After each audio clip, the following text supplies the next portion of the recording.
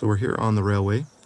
We are on the upper arm of the railway here in Minnesota, on our way to the Paulson mine. So we've just passed this long rock embankment right here. You can see our height up above the valley. You can actually see the lower arm of the railway down here that makes its way through the swamp down below us. And we're about to enter this very, very long rock cut here. It's approximately 200 feet long. And it's probably one of the more unique rock cuts, as it's a north-facing cut. And it's very dark and dank inside here. Lots of mosses and ferns that you wouldn't normally see. Still a little wet inside here.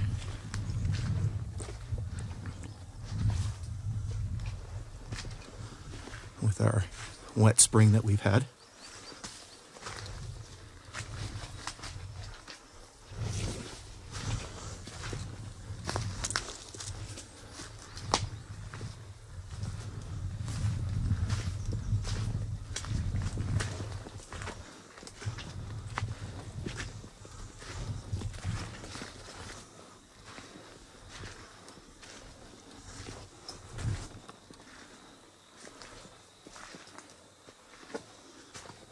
See how everything sort of quiets and stills inside the cut.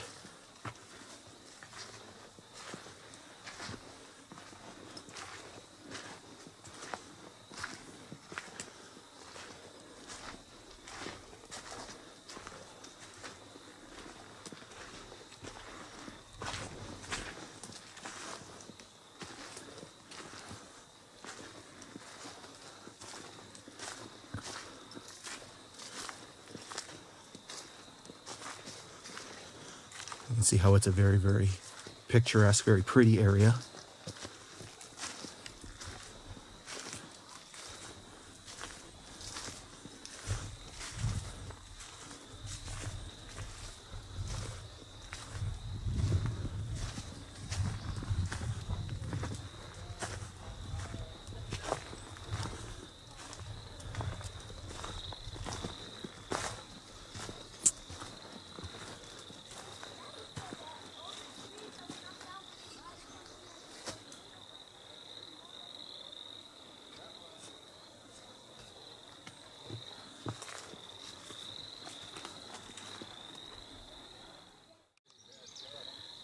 All right, so we're here. We are just to the west of the rock cut that we just left.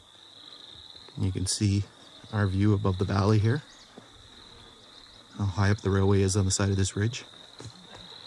And what we're doing here is we're going to be entering a very, very long rock cut that has been sort of carved out of the north face of this ridge. Once again, you can see the amount of work that was done here above this valley.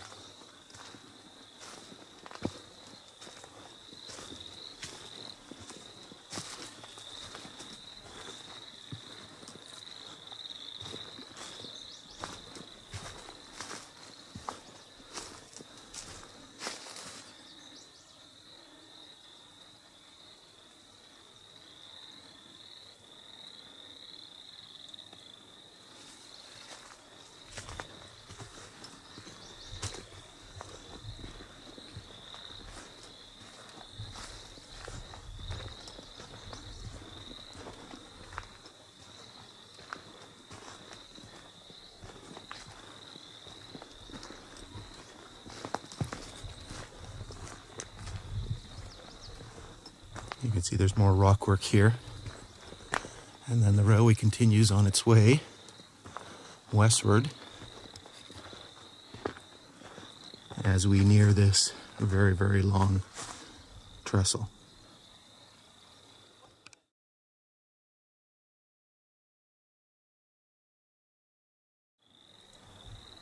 So we're here on the railway. We are just to the west of the previous rock cut that we went through. And we've arrived here at one of the most fascinating spots on the railway. Once again, you can see our height above the valley below us. And so here, in order to cross this valley that cuts in through the ridges, the railway builders were forced to construct a 400-foot trestle right across the valley here, right across to this location. You can see the wide distance involved. You can also see how high we are up above the valley. And you can see the work that would have gone in to construct the railway through that area. You can see the whole cliff face has been blasted out to form the right-of-way. And it probably gives you a bit of an idea of how large this trestle would have been. And so what we're going to do is we're going to move across to the other side and get some footage from the other side of the trestle. All right, so I'm on the western side of this 400-foot trestle here on the line as it runs towards the Paulson mine. And so you can see the extreme distance at which the trestle had to be constructed. You can also see the height above the valley that we're at. We're probably in the neighborhood of at least 50 or 60 or 70 or 80 feet above the valley below us. And so you can see the amount of labor and effort that would have gone into the construction of this railway. You can see the height of the rock cut above me. And so this would all had to have been blasted out of the side of the cliff. And so it would have been quite the picturesque view as the train made its way across this valley and on its way to the Paulson mine.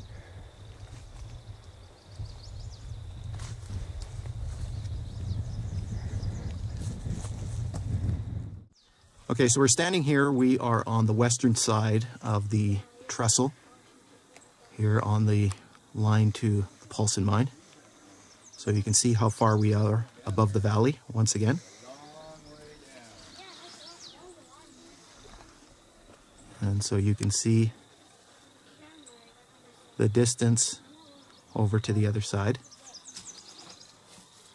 And that would have been the eastern side just over here. Down in the valley we found some evidence of the trestle that was once here. You can see some here on this side. One metal pin. And we actually just discovered another one right here. You can see it sticking up here. Metal rod that had been used as part of the bridge. And then you can see how the railway would have continued in a westerly direction. You can see the height of the rock cut above me. And so the amount of blasting that would have been needed to complete this portion of the railway. And then the railway would have continued in this direction onto the Paulson mine. All right, so we've moved just slightly to the west, just a few meters. So we can just see a little bit better the rock work that has been done in this area. You can see that some of the rock has collapsed onto the right-of-way over the past 122 years.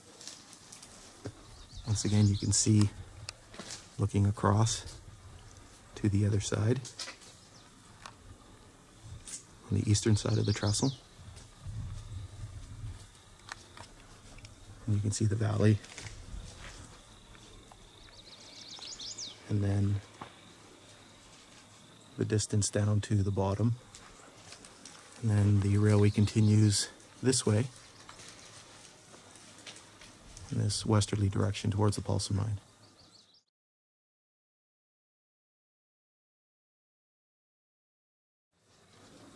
All right, so we're still here at the rock cut location, just slightly westwards.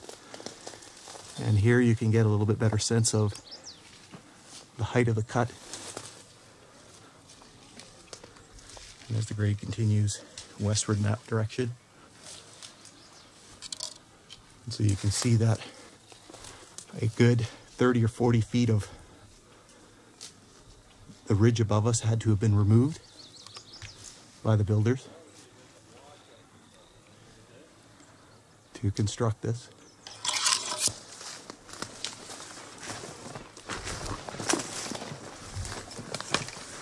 You can once again see the valley, some of the rock fill below us.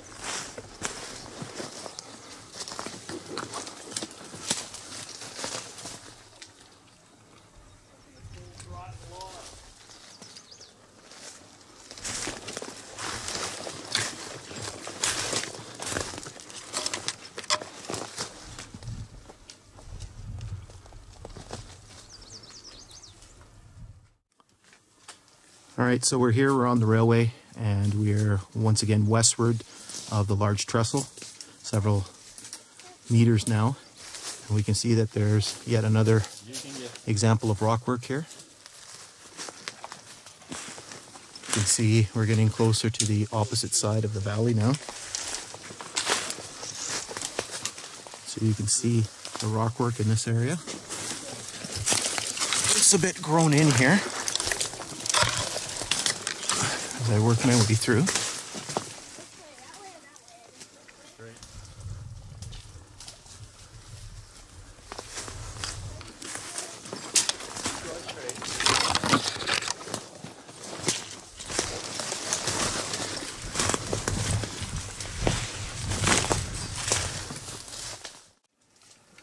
So you can see the rockwork continues here.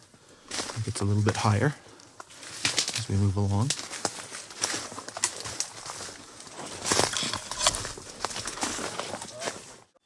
So you can see here the rockwork continues.